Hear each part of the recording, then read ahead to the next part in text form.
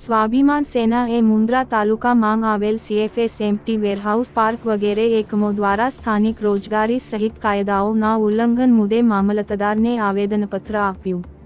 સ્વાભિમાન સેનાના પ્રમુખ ગજુભા જાડેજા સહિતના આગેવાનોએ મુન્દ્રા મામલતદારને આવેદનપત્ર પાઠવ્યું હતું. પ્રશ્નોનો યોગ્ય નિકાલ ન આવે તો ધરણા સહિતના કાર્યક્રમો કરવાની ચીમકી ઉચ્ચારી હતી.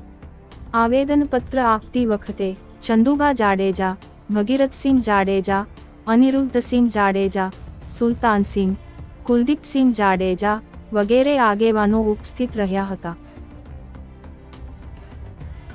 કચ્છમાં ભૂકંપ આવ્યો 2001ની અંદર ને આખા કચ્છમાં ઘણી બધી નુકસાન થયું.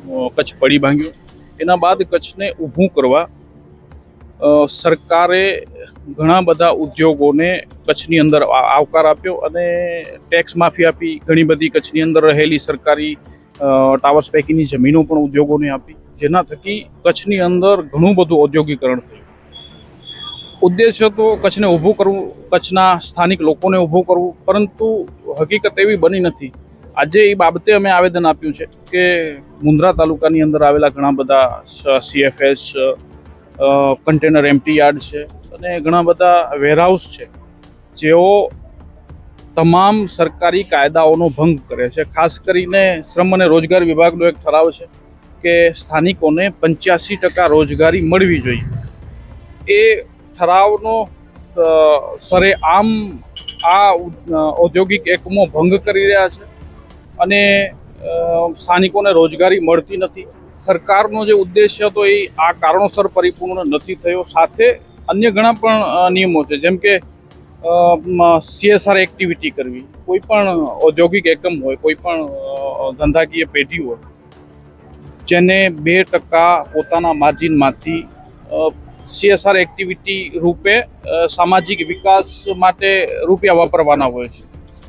આ જેટલા પણ CFSO છે એ બધાએ કોઈ પણ પ્રકારના રૂપિયા વાપરતા નથી. અને આપ જોવો છો કે મુન્દ્રા સિટી હોય કે મુન્દ્રા તાલુકાનું કોઈ ગામ હોય, કોઈ પણ CFS યા કોઈ પણ વેરહાઉસ યા કોઈ એમ્ટી પાર્કનું બોર્ડ નહીં જુઓ કે જેણે CSR એક્ટિવિટી કરી હોય. એના સિવાય આમનું મુખ્યત્વે કન્ટેનર ટ્રાન્સપોર્ટેશનનું કામ છે, એટલે કન્ટેનર ટ્રાન્સપોર્ટેશનમાં વપરાતા જેટલા પણ ટ્રેલર છે એ સરેઆમ ઓવરલોડ હાલે છે. 60-70 ટન ઓવરલોડ ભરીને ચલાવે છે. તો એ પણ અમારી માંગ છે કે RTOનો અહીંયા કેમ્પ કરી અને ઓવરલોડ બંધ કરાવવો. તે છતાં આ બધાએ પણ નિયમોનો ભંગ થઈ રહ્યો છે. એ નિયમોનું ચુસ્તપણે પાલન થાય, ભંગ કરનાર વિરુદ્ધ કાયદેસરની કાર્યવાહી થાય.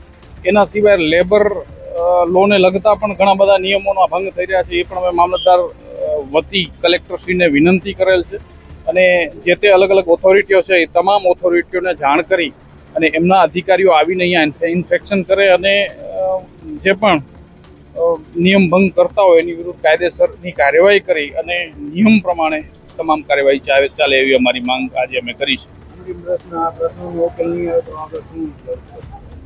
અમારી જે માંગ છે કે RTOનો કેમ્પ થાય, સ્થાનિકોને રોજગારી મળે, કારણ કે રોડ રસ્તાની પરિસ્થિતિ અત્યારે આપ જોવો છો. જો અમારી માંગનો સ્વીકાર કરવામાં નહીં આવે તો અમે 8 થી 10 દિવસમાં ની અંદર એક દિવસ પ્રતિક ધરણા ઉપર બેસીશું અને આખા મુન્દ્રા તાલુકા અને કચ્છને જગાડવાનો કાર્યક્રમ કરી અને એક મોટો કાર્યક્રમ આપવાનું પણ અમારું આયોજન છે. જ્યાં સુધી આ પ્રોજેક્ટો નિયમોનું પાલન ન કરે ત્યાં સુધી અમારી લડત સતત ચાલુ રહેશે.